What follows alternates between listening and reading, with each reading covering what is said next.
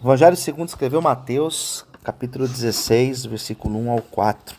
Eles pedem para que Jesus faça um milagre, né? Quem eram eles? Os fariseus e os saduceus, os religiosos daquela época, né? Na época de Jesus existiam grupos religiosos, existiam saduceus, fariseus, existiam também os essênios, que era do grupo de João Batista. Existiam tantos outros grupos, os zelotes, né? Os escribas.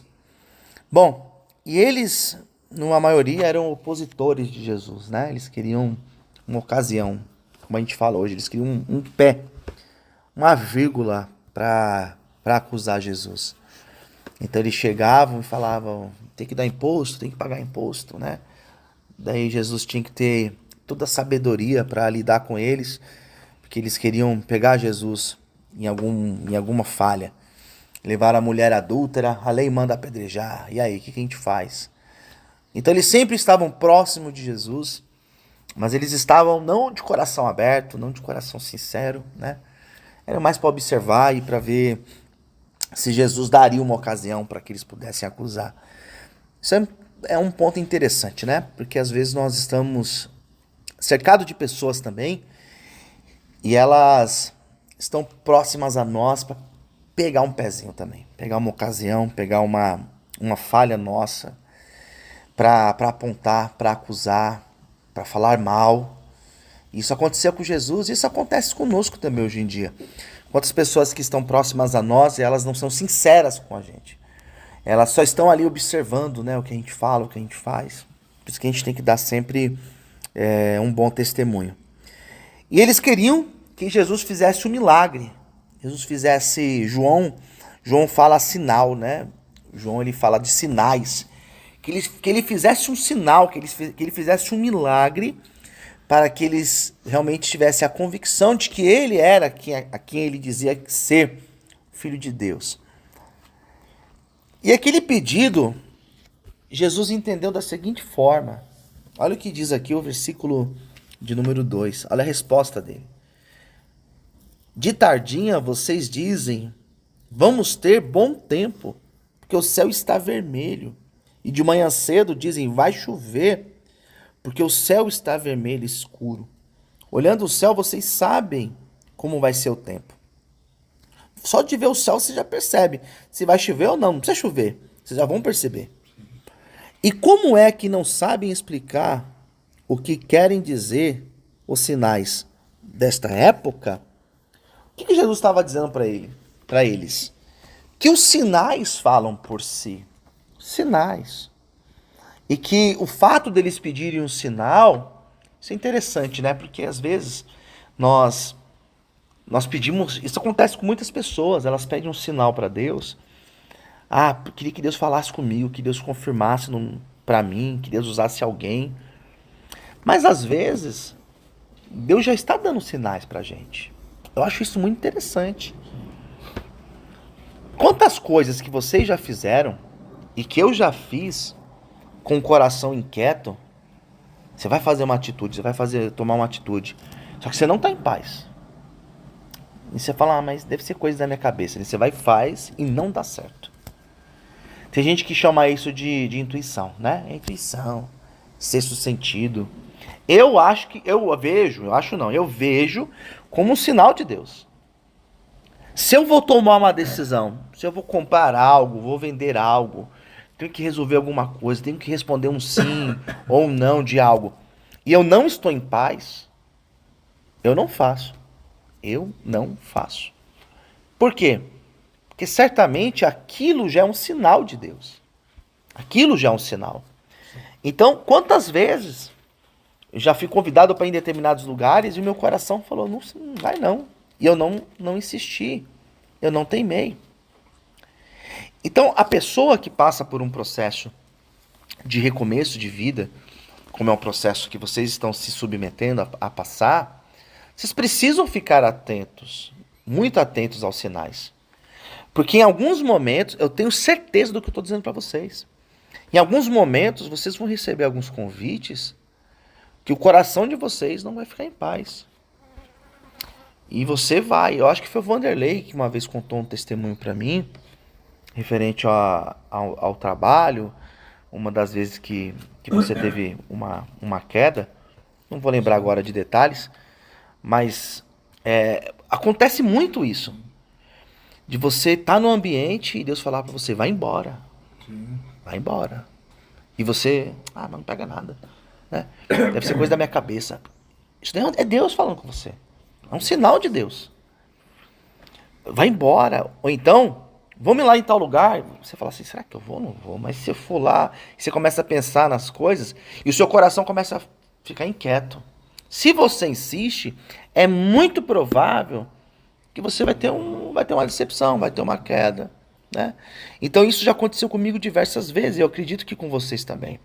Tanto que vocês não fizeram, depois vocês ficaram sabendo que teve alguma coisa, ou que vocês fizeram, muito mais provável que isso, né? Você ter feito, depois você fala assim, que arrependimento, hein? Antes eu não tivesse feito. Bom, Jesus falou assim, já existiu o sinal.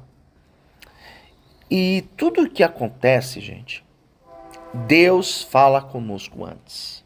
Tudo. A volta de Jesus, e deixou muito claro, os sinais acontecerão de forma muito evidente antes da volta de Cristo. Então, às vezes a gente vê maremoto acontecendo, terremoto acontecendo, a gente vê catástrofes acontecendo, guerra. Tá tudo bem, de repente, né, Rússia invadindo a Ucrânia, e a gente não tá ouvindo muito falar, mas tá lá a guerra acontecendo agora, e tantas outras guerras, né? A gente fala de fome, e tem pessoas passando fome. E a Bíblia fala que no final dos tempos as pessoas passarão fome, de pestes, de doenças, né? Quando aconteceu aí, o Covid chegou, quantas pessoas me perguntaram, pastor, será que isso daí é um sinal? É claro que é um sinal. É claro que é um sinal. O mundo inteiro com essa doença. E quantas milhares de pessoas morreram por causa dessa doença? São sinais. Então Jesus está voltando. E os sinais estão claros. Isso falando da volta dele, né? Da parousia, da volta dele. Mas e nas nossas vidas? Porque nós estamos aqui agora e nós não sabemos o que pode acontecer exatamente daqui a 5 minutos. Exatamente daqui a 1 hora. Mas ano que vem, que Deus nos dê saúde, força e graça para a gente virar o ano. Eu conheço pessoas que morreram esse ano, eu conheci pessoas que morreram esse ano, que quando virou ano passado, é claro que não imaginavam. Esse ano aqui eu vou... saideira. É claro que não imaginavam. Então Jesus pode voltar pra gente, a qualquer momento desse, né? Um mal súbito, alguma coisa pode acontecer. Espero que não aconteça, né? Mas isso pode acontecer. E ele tem nos dado sinais. Então Jesus falou para eles, né, acerca dos sinais. Bom, versículo 4. Como o povo de hoje é mau e sem fé. Vocês estão querendo milagres? Vocês querem prova? Vocês são maus, vocês são sem fé.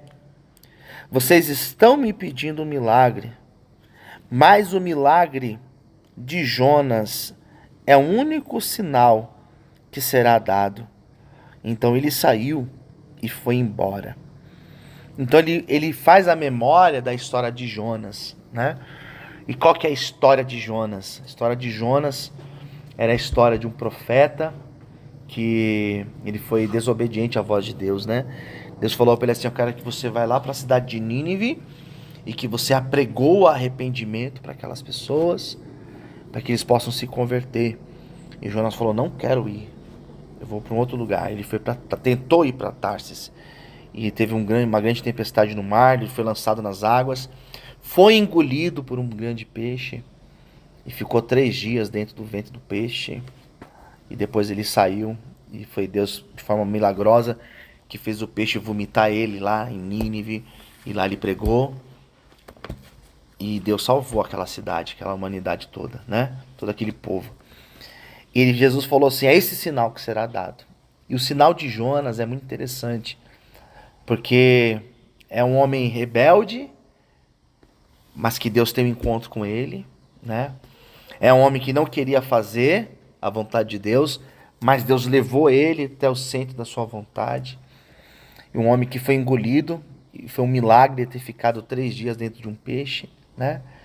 É só um milagre para explicar essa passagem. E quando ele saiu, ele estava onde Deus queria que ele estivesse. E um outro milagre é que ele pregou e todos se converteram. Jesus falou apenas o milagre de Jonas.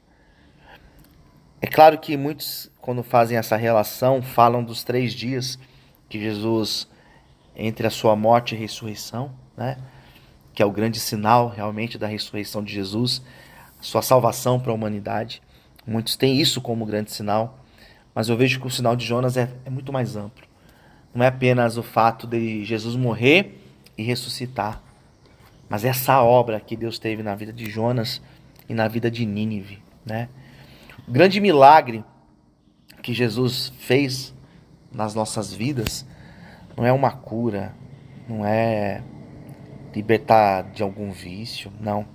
O grande milagre é nos levar a entender que nós precisamos dele, né? Que nós, na condição de pecadores que somos, a gente precisa de um Salvador, que Jesus é o nosso Salvador, né?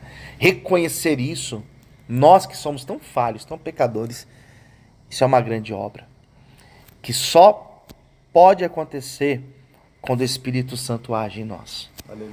Então, se hoje vocês estão aqui, se eu estou aqui hoje, nessa condição de estar aqui falando esta palavra para vocês, é porque teve um dia, quando eu tinha 13 anos de idade, Jesus me alcançou e eu entendi que eu precisava de um Salvador. Algo que hoje vocês também entendem. Amém. Ninguém se salva por si, ninguém consegue. A gente precisa de Jesus, né? E esse é um grande milagre que o Senhor já fez na nossa vida. As outras coisas, isso são pequenas comparado a essa grande obra de Deus. Amém?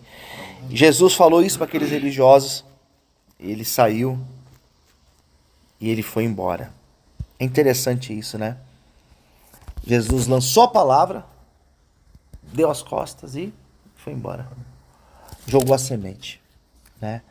Vocês estão aqui passando um período da vida de vocês, onde vocês estão sendo semeados.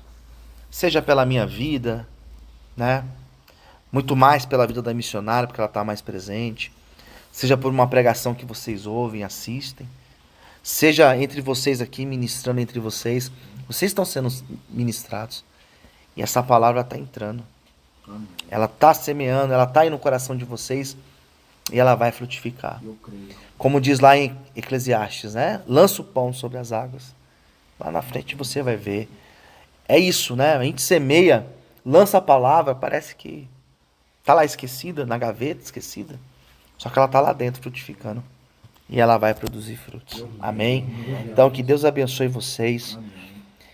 Que vocês possam ter dias de paz aqui dentro. Paz de alma. Não somente a paz de harmonia entre vocês, mas uma paz de alma realmente. Que 2023 seja muito melhor que esse ano aqui, 2022.